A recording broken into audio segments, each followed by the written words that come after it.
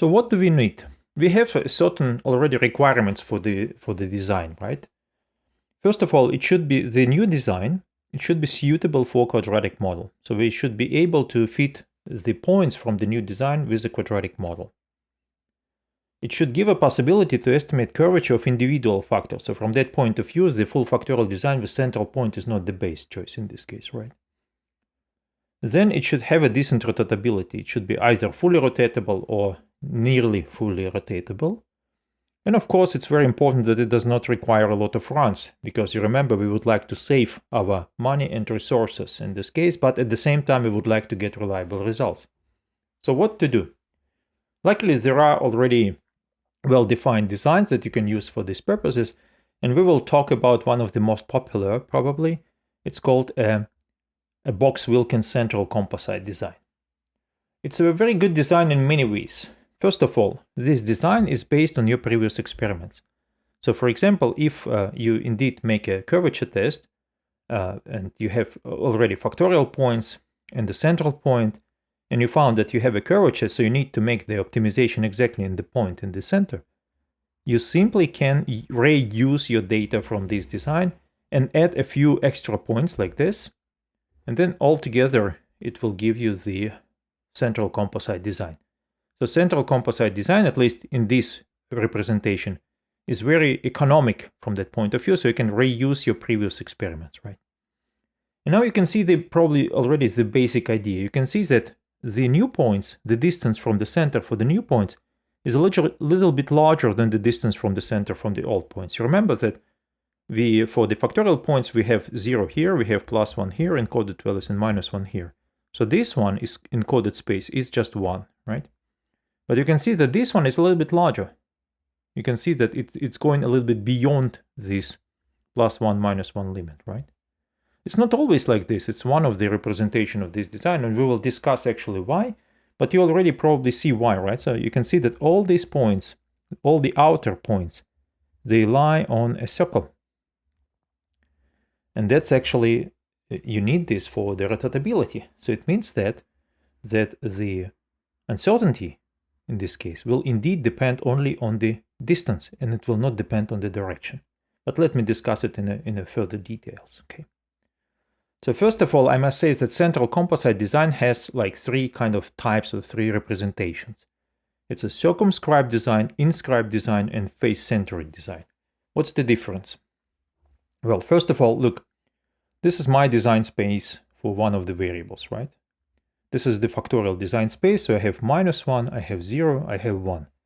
And then you remember that we go a little bit beyond that, possibly.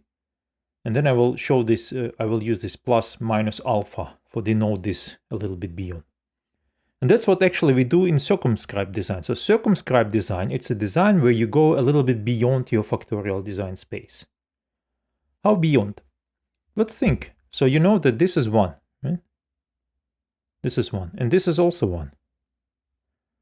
And the distance between these points, you can see it's a hypotenuse of these two, of this triangle, right? And this is orthogonal triangle. So if this is 1 and this is 1, what is this? Well, we know that the Pythagoras theorem tells us that this distance squared, it's a sum of these distances squared, right? Equal. So it means that this distance squared, it's 2. Or the distance itself, it's a square root of 2, or approximately 1.414. And that's the radius of the circle. So the idea is following. Your points in your coded design space, the outer points, not the central point, will lie exactly on a circle with radius 1.14. But what it means 1.414, how to convert it to real values? Well, that's relatively simple, right? Imagine that the -1 corresponds to temperature level of 160, and +1 corresponds to temperature level of 180, right? And then 0 corresponds to temperature level of 170. So it means that one encoded space is 10 degrees in the real space. So it means that 1.414 encoded space, it's 14.14 Celsius degrees in the real space, right? So it means that this point, by 14 degrees, is larger than the central point, right? So it simply take 170 plus 14.14 and it gives you 884.14. So this is the idea. This is rotatability of the design. This is how the uncertainty depends, or on the other hand, it's the response surface for uncertainties, right? So you can see that this uncertainty and this uncertainty and this uncertainty and this uncertainty are the same. And then you have the largest uncertainties here in the corners, right? So you can see that this design is perfectly rotatable. So that's exactly what we need, right?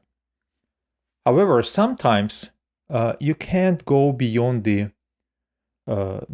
plus minus 1. So you have these limitations. You cannot go beyond this design space. What to do in this case?